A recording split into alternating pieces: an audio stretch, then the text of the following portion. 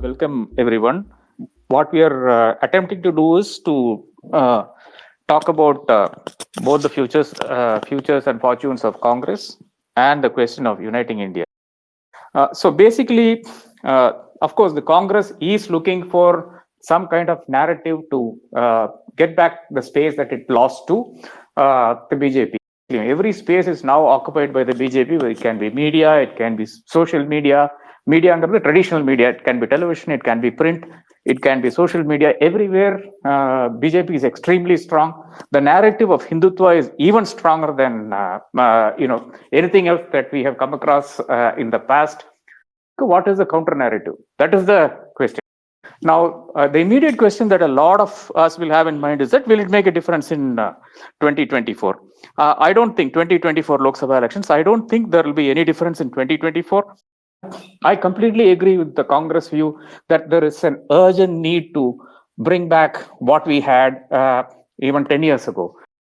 So I'll stop there and ask Veeraraghav for his opening comments. Thanks, RK. You've summed up the issue pretty well, but the question really is, RK, what is the, when you are raising an issue, you need to be out there trying to fight the issue in a prolonged manner. In the era of Yatra politics, it's over. Era of Yatra politics is over. This is like a Yatra suddenly more to revive Rahul Gandhi than to revive the Congress. That's how one sees it, right? Given the internal contradictions that's there. Now, the problem that the Congress is facing is a crisis of credibility, RK. Until they address deep down that they are having a credibility crisis and they have not been able to act as an opposition across the board. You can't go on a yatra and forget it later. You've got to be sustained on the field, on the ground, day in, day out. Why is the DMK able to, why are they able to stand up to the BJP? Why is the Trinamool Congress able to stand up to the BJP? Why is the left in Kerala able to stand up to the BJP? The reason why are parties where there are grassroots? Why is a Shibu Soren, Hemant Soren able to stand up to the NDA? Because they have grassroots presence and they are working very hard day in, day out at the grassroots. Now the problem for the Congress is there is decay within the structure. There has to be a change in this whole approach. Now, second question that you've raised, yes, there are very, very important issues, RK, but what is the credibility of the Congress to raise those issues? What credibility does the Congress leadership have to raise those issues? Does it have that kind of credibility which, let us say, a new entrant or somebody with a fresh leadership is willing to do it? At the moment, it seems like there is an internal crisis in the party. And they want to have a Bharat Jodo Yatra, which will keep Rahul Gandhi at the center of attention in terms of the party or as the party itself. So the question really is that what is the party's future? How are they going to project A? B, given the might of the BJP and the way they have overhauled the entire system in their favor, the only way an opposition is going to be able to take. You mentioned the example of the Janata movement in 1977, but unfortunately the Janata movement was a failure when it came to forming a government. People are tired of such ragtag coalitions which will collapse. People need a clear alternative. Until the opposition parties in the country unite together and the Congress decides to play a second role and promotes a candidate with credibility who can challenge the personality of the Prime Minister of India, I don't think an opposition worthy of its position will evolve. There needs to be a rethink, I think, overall within the Congress. I think optics doesn't really matter. There needs to be deep down addressing of the decay within the party at the grassroots. As you know, there are leaders in the Congress party who privately share that their problem really is that they don't have grassroots cadre.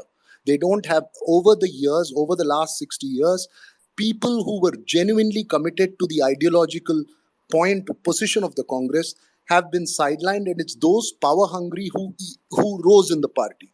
Because of which today you have a grassroots, middle and lower level leadership which is corrupt, which does not have the courage of commitment, and it doesn't have the conviction to stand no matter what. The reason why the Congress succeeded in 1947 till 1947 was because the leaders had courage of conviction.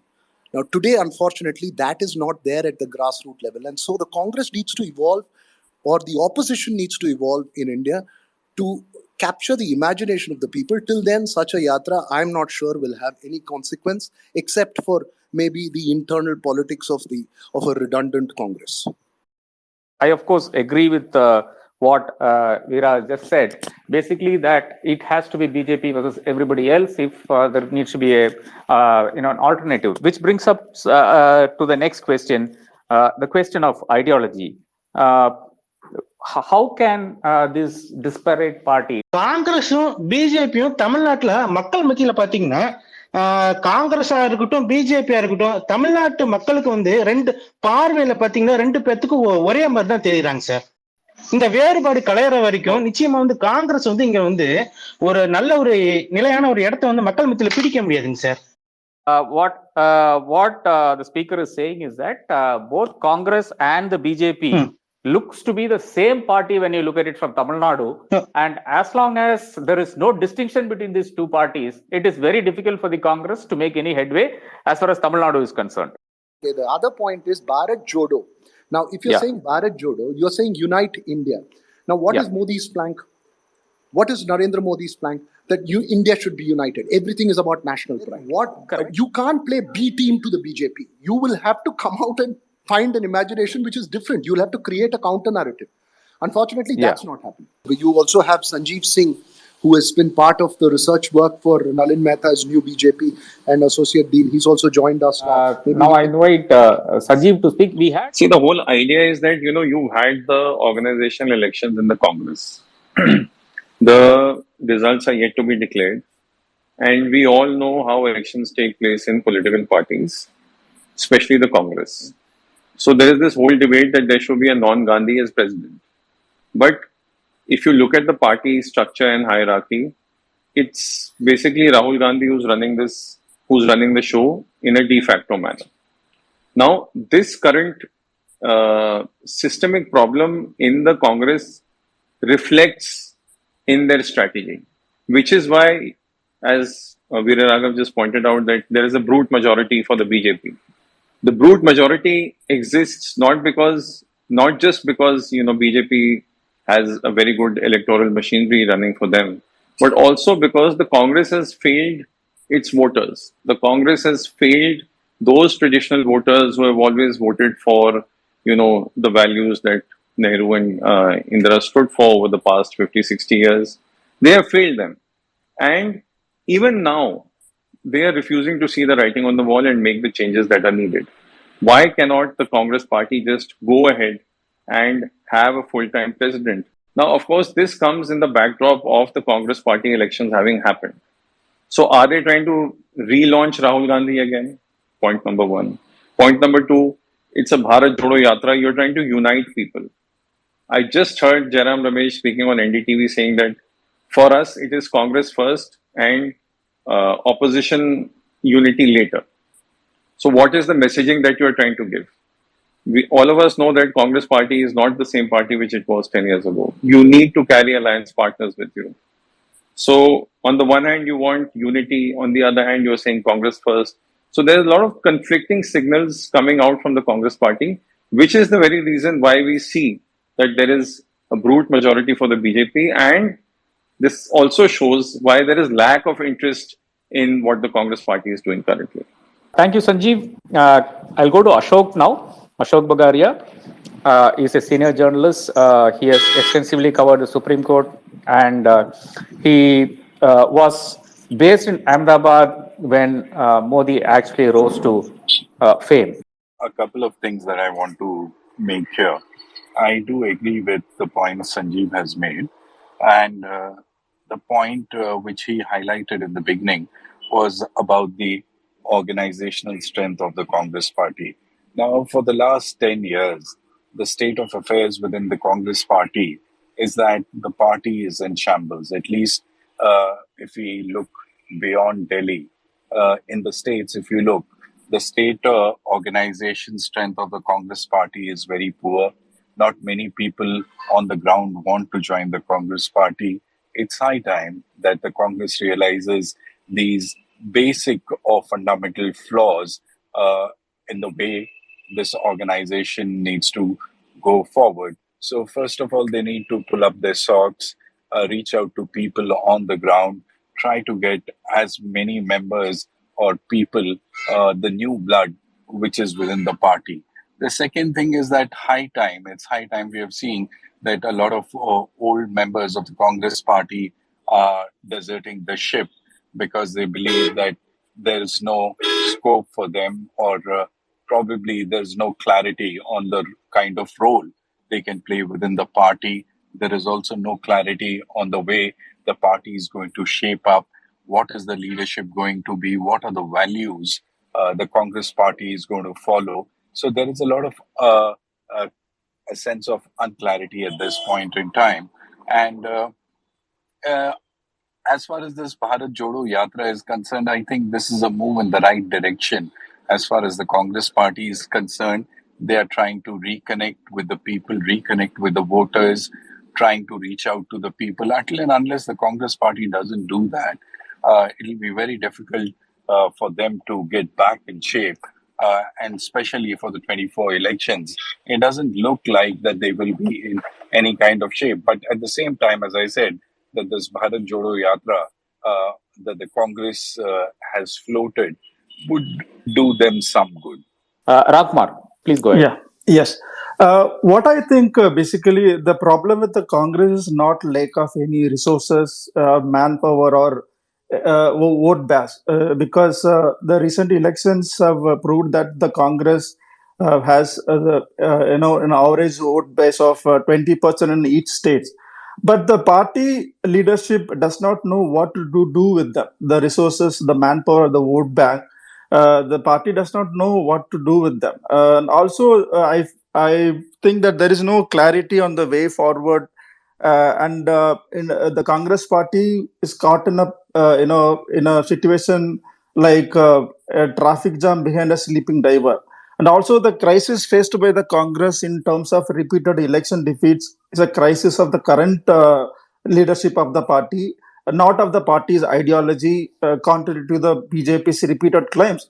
The real failure of the Gandhis has not been that they have been unable to secure success that the party desperately requires. They are still the most popular Congress leader. The real failure is that the party organization is staffed with the salaried employees pretending to be the leaders, with the leaders who have no drive to win elections. For example, in the states like Tamil Nadu, Kerala, or in several other states where there is a huge anti-BJP or anti-Modi wave is still alive, but the Congress is not being able to win the elections mainly because the leaders, the senior leaders, are they pretended to be the state or national leaders, not able to pull up the crowd, or no drive to win elections. Basically, it is a lack of the leadership crisis.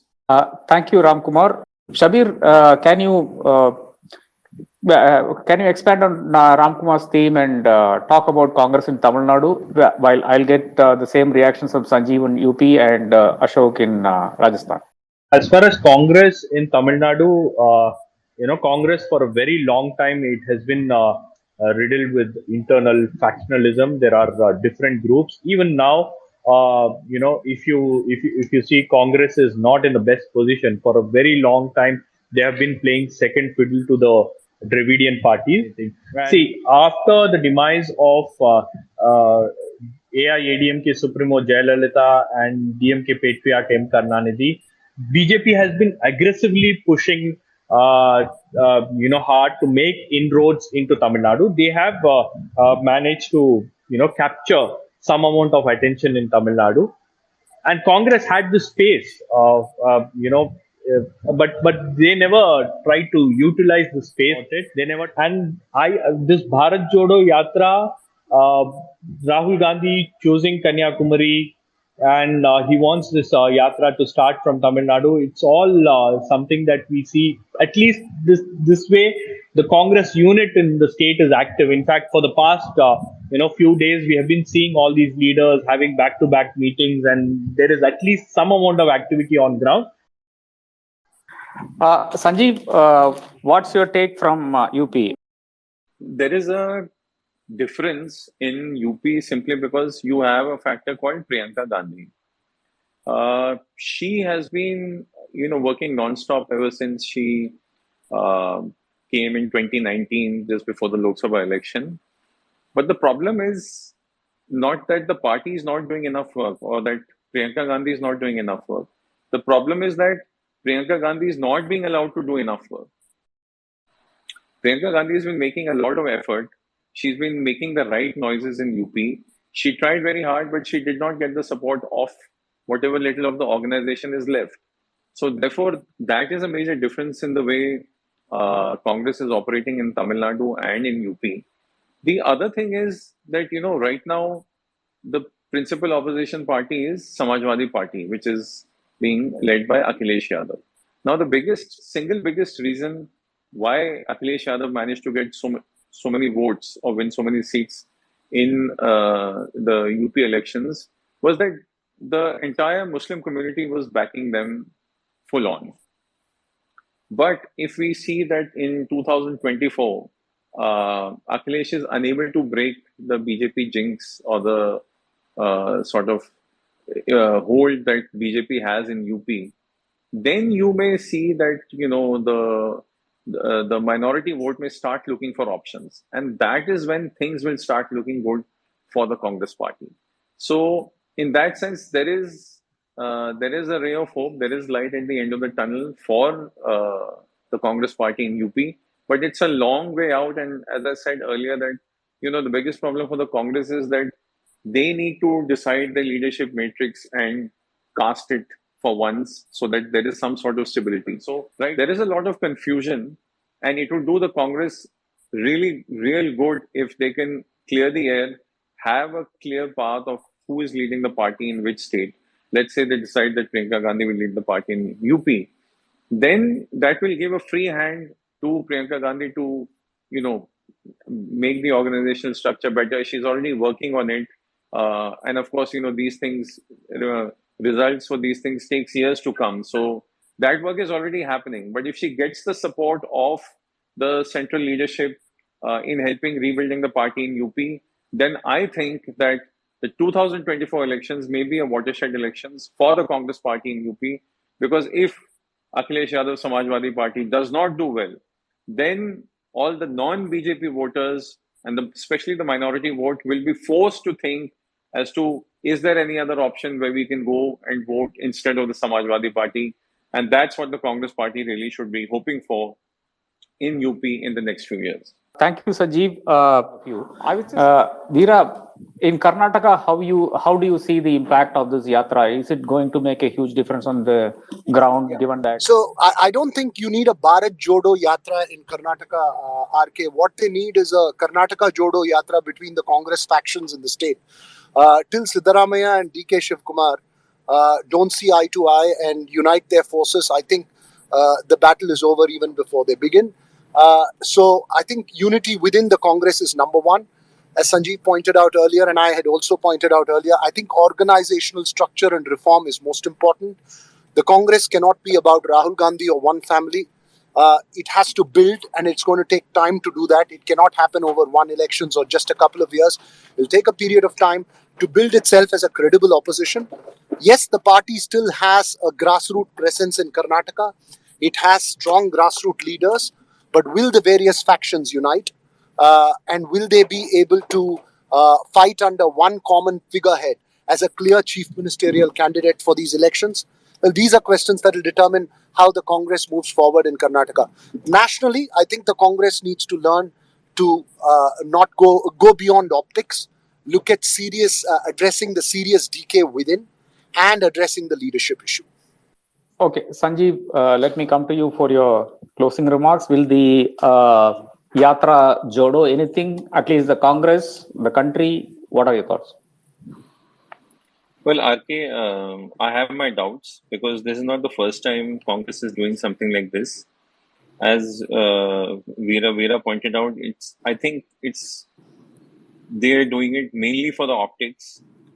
When you do a yatra, you are supposed to reconnect with the grassroots people, and then make sure that there is there is a reconnect that's happening with the people, which I have serious doubts the way Rahul Gandhi is functioning so far, because till last night there was no Congress worker available where they were putting up the banners and the hoardings at the main venue. That is a clear indication that this is being done mainly for optics. And I suspect because the Congress elections are on the cards, this could be another relaunch for Rahul Gandhi. And Shabir also made very interesting points, and I agree mostly with him because he's not left much for others to say. But unless the Congress can sort out their leadership issue, everybody is talking about Rahul Gandhi. But who is Rahul Gandhi in the Congress party? He, at this moment, can somebody say what is his designation? He is a person who is a de facto leader. Now, are you going to run the Congress party as a de facto leader? So I'm coming back to the same point that unless you have a clear leadership role for each and everybody, Rahul Gandhi wants to be a de facto leader. Priyanka Gandhi is trying to lead the party in UP but is facing troubles from the central leadership. So unless this family can decide how they want to run this party, you will not see the results. You can do as many yatras as you want, but if you're still fighting for your existence, if that existentialist issue is still there, then how are you going to connect with the masses? So I seriously have doubts about this doing any big wonders for the Congress party. Ramkumar, your closing comments, and then do you have anything to say about this family role itself? That's one thing that it's beaten to death, but please, yeah. Yes, I think this yatra might help the Congress party to do away with the image on Rahul Gandhi, who does not wish to lead the party to some extent. Sanjeev, moving on, what if the yatra doesn't actually generate the kind of interest it should, and Rahul Gandhi decides for exigent circumstances to cancel the yatra midway? It's quite simple, no? The blame will fall on Jairam Ramesh that he did something wrong. You see, RK, the problem is that for everything that goes wrong in the Congress, there is a Kannadiga in charge for it. So. This is not over, and it's going to be a long 6 months. We'll have the same discussions in Tamil and in other languages, and of course obviously in English from now on. Thank you, Shabir, Sanjeev, Ramkumar, Mugilan, Veera, and Ashok Bagaria, and of course Nalin, who tried to join us. And thank you for the questions, extremely deep. Thank you so much for listening in, tuning in, and all of that, and hope to see you soon in another session. Thank you.